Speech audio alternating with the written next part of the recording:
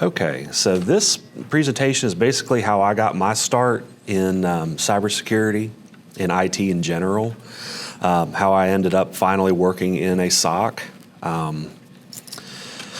So, kind of how it started for me, how my interest in computers, particularly security, was when I was a kid. The Matrix came out, really cool. Computers, hacking, guns, karate, it was awesome.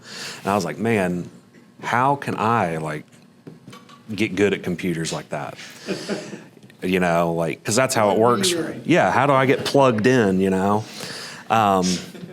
And of course, I saw it, kind of being used maliciously. It's easy to see how hacking can be used for evil. You hear about it all the time on the news. Somebody's been breached, hospitals are under threat, all kinds of stuff. So I thought, well, how could I take that and then protect data? So I was blown away by this movie. I remember getting out of the library when I was a kid and watching it on the computer. So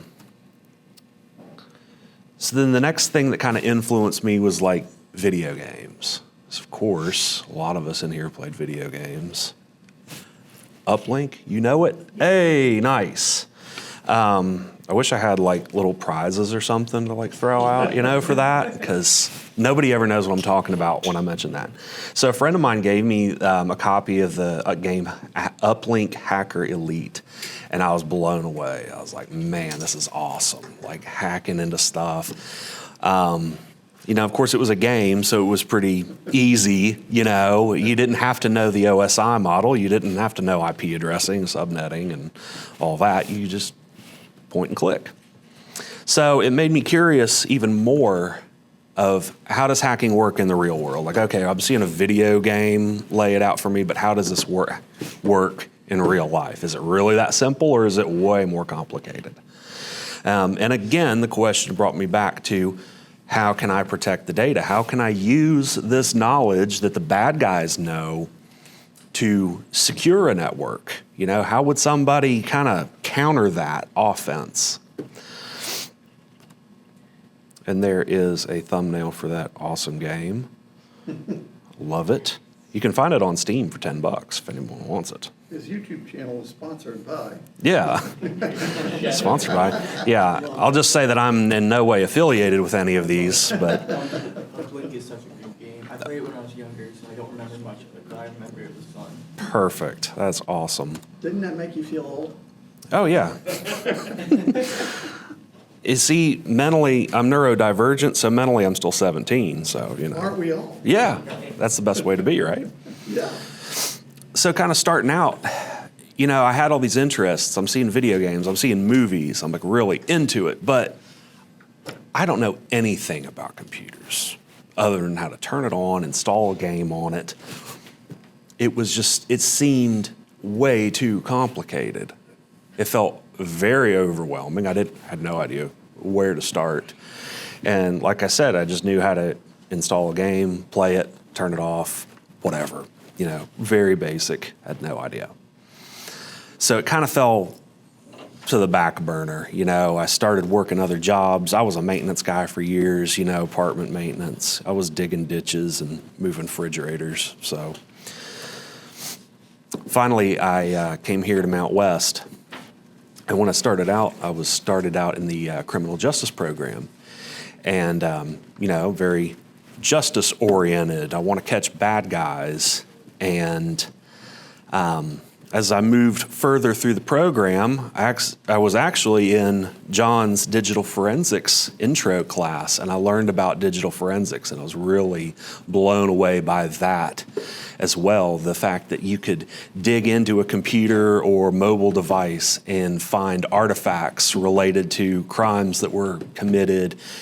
How can you attribute that incident to basically hands on the keyboard, and that was really cool. And I was taking another security class. I don't know if he's still here, but there was a gentleman named Paul Roach who was the head of security here for a time. I think he's moved on now, but he was teaching a security course. And when I was, one of the topics we covered was information security. And I was like, wait, InfoSec is a thing?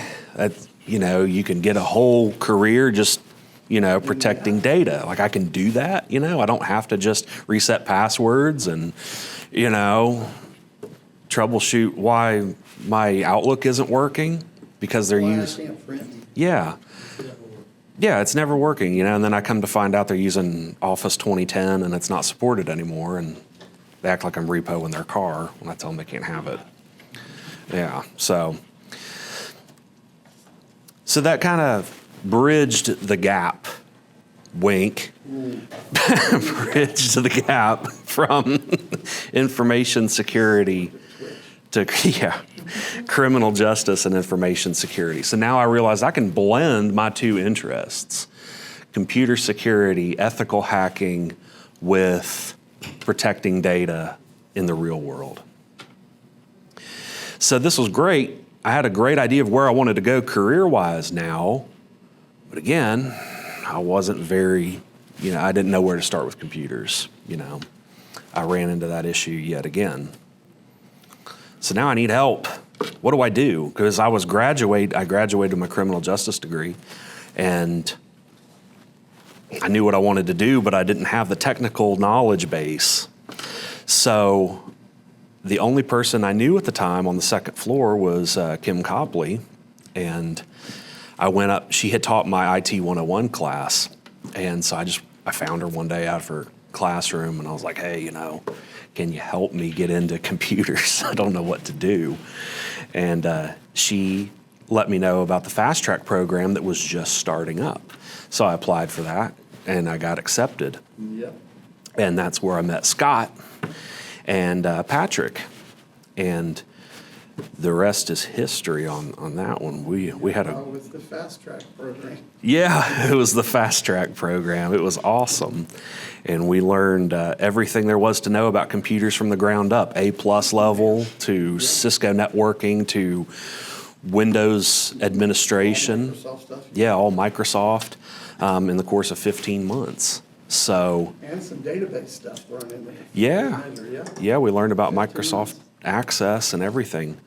So over the next 15 months, we were just hammering away, but I was finally learning. I was finally getting that foundation that I needed. Learning. Or else. Yeah, exactly. Or sink or swim, So now I was finally learning what an IP address was, how to subnet, all that stuff, all that basic stuff that you gotta have if you're gonna go anywhere further in IT. So this was me for the next 15 months. What I learned in boating school was, I was going to say me subnetting, but I was like, Scott made it really easy, and I'm not going to insult his method by saying that I struggled with it. So. That's access control list. Oh, yeah, that's when you're sweating for real. And you're on Packet Tracer, and you got to write it out and upload it. Good stuff. Before 4 o'clock? Yeah, before 4 o'clock, or you're dead. Anyway, diving deeper. So now I had this foundation of IT. I knew how to subnet. I knew a lot. And I wanted to focus on security. That was my ultimate goal, was to get into security. So I ended up going to Marshall, and I started taking my cybersecurity degree. So I actually got a Regents degree in cybersecurity with emphasis on information assurance. I did the Regents because I could condense it down to 2 years, and I could skip a lot of fluff that I didn't feel that I needed. Flexible. It was flexible. It was very flexible because I wanted to get into the workforce as soon as possible, but I wanted to get as much knowledge as I could.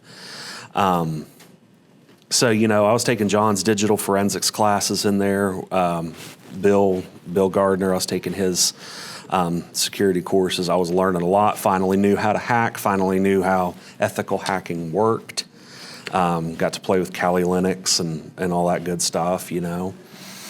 And then just last year, I finished my master's in cybersecurity. I was able to do that online, luckily. And that, you know, if you're ever considering pursuing a master's, I would definitely encourage it because it can open a lot of doors. Was that WVU? That was Marshall. Oh, you did it through Marshall, but all online? Yeah. Really? Yeah, I did the master's in cybersecurity. Was with the College of Science. Was offered online, so I was able to complete that in Wow. 2 years and got that done. Yeah. So now I had finally honed in on security, even more so now. I've got degrees in it.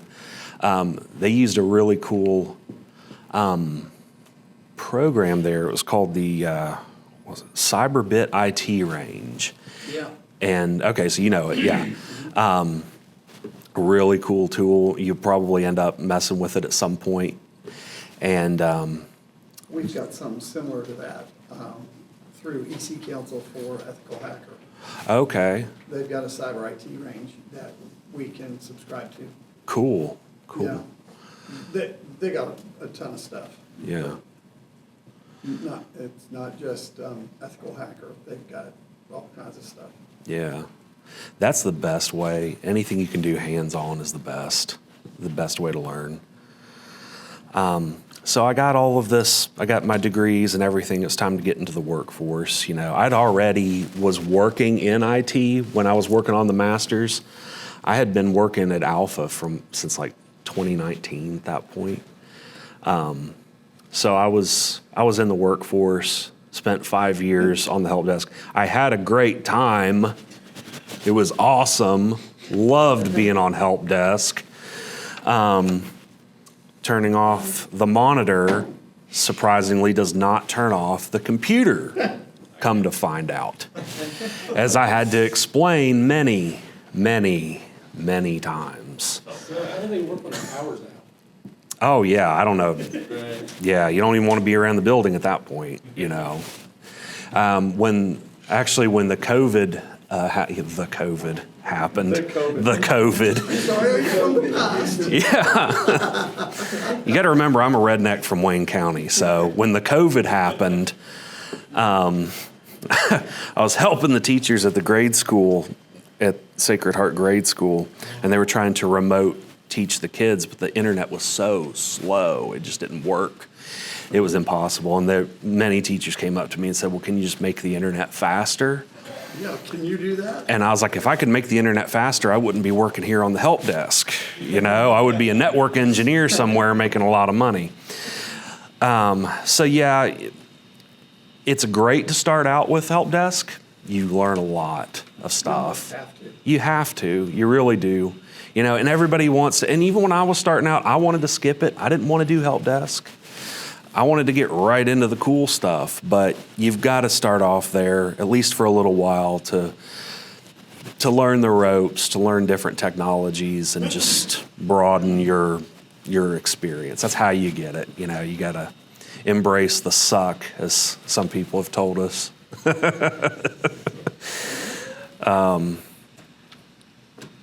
So I was tired of help desk. I was tearing my hair out, and I needed to get in a position doing actual cybersecurity.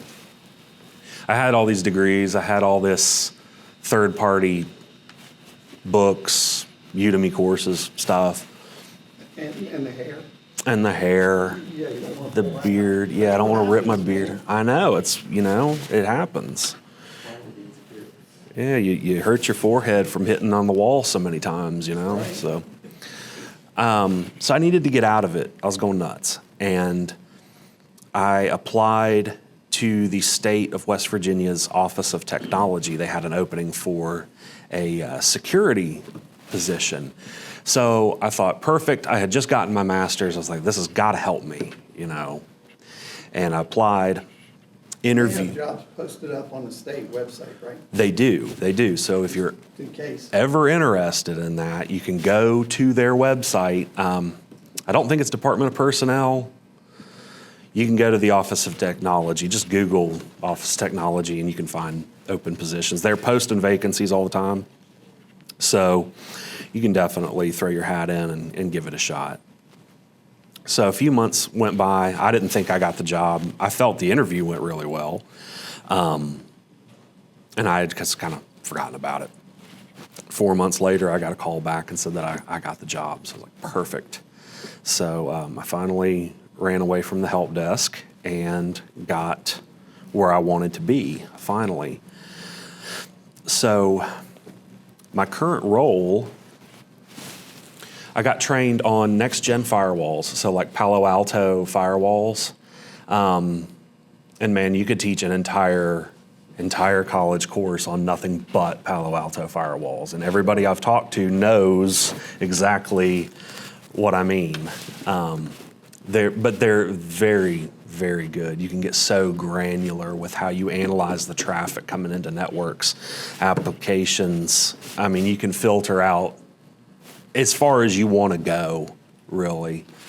They're fantastic. But there is a very significant learning curve with Palo Alto. And endpoint security, I don't know how many of you heard of like SentinelOne. You know, we use that. So we can go to any endpoint that we have that installed on and see if they downloaded something malicious, you know, we can quarantine it right there on the spot. We can analyze what it's doing, what it might be communicating with. Really cool stuff. There's all kinds of different technologies for securing endpoints, but that happens to be the one that we work with a lot. And of course, network security, that's where I'm stationed at. I deal primarily only with the firewalls and with any network-related incidents that pop up. So if you're interested in networking, and for me, that was a great blend because as Scott knows, Cisco was my favorite part of the Fast Track program. I loved the networking part.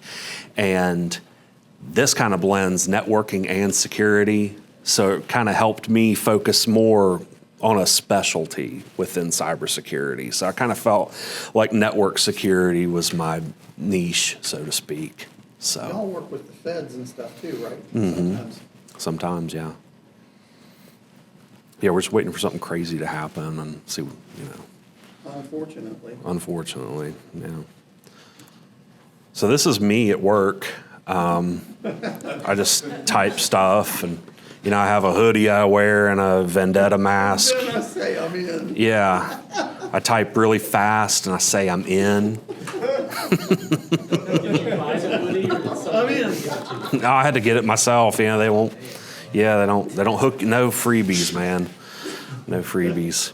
See, they had to really visualize that, and then all of a sudden it's like, oh, okay, that's funny. Yeah. Yeah.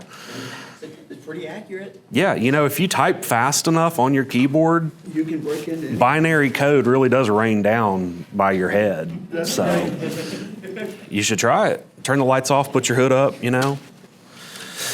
Drink enough Red Bulls, you'll start seeing something. Halo really shows up. Another Yeah. similar to that one, but it's like a guy with sunglasses on, and then it's a green binary, and he's on like one of those toy Marvel computers. That I like that one. Oh, I know the one you're talking about. Yeah. He's like holding it up. Yeah, that's a good one. I almost used that one. That's a good catch. So that's kind of how I got where I am. And so it's like, all right, that's fine and great. That's what worked for you. How does that apply for me?